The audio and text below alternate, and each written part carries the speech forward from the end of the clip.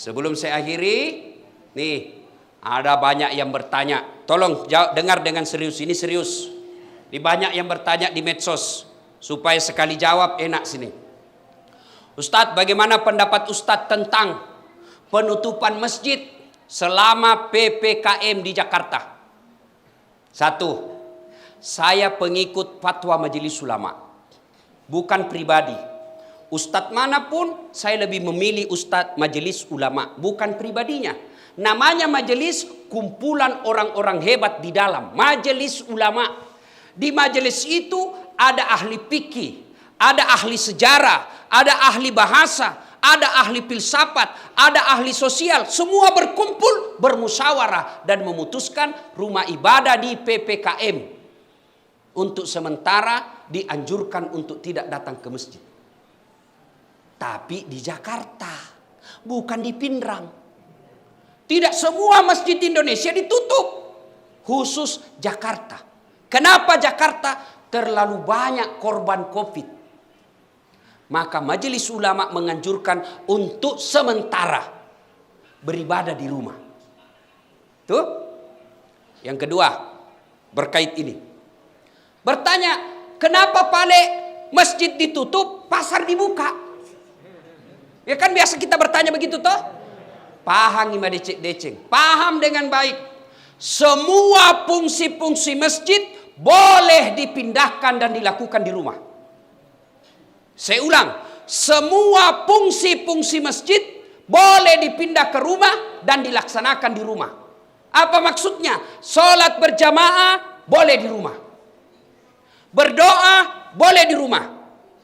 Ngaji boleh di rumah. Zikir boleh di rumah.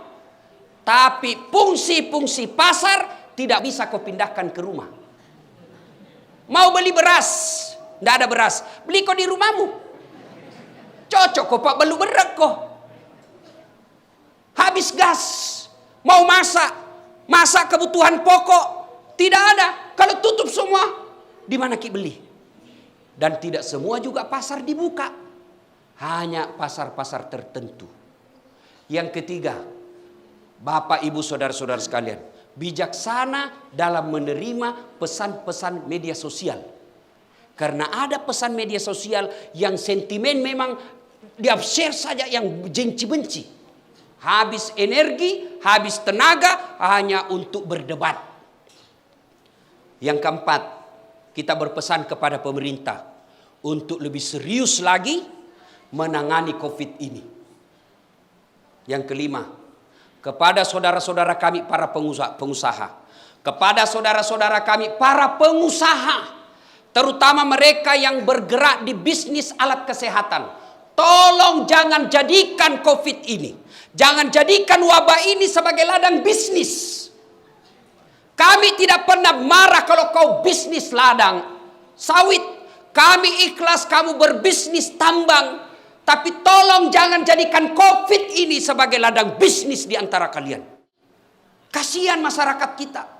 Mereka hilang lapkanya, mereka hilang lapangan kerjanya, mereka hilang keluarganya. Lalu kau jadikan ini COVID sebagai ladang bisnis, demi Allah tidak berkah hidupmu sampai akhirat.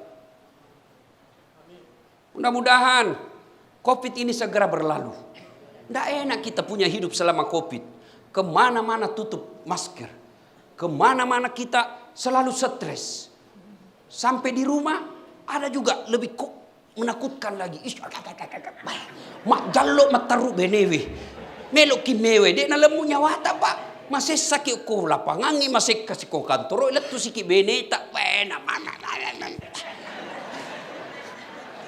Tanya ya pak. Tanya ya. Ini mana tuh.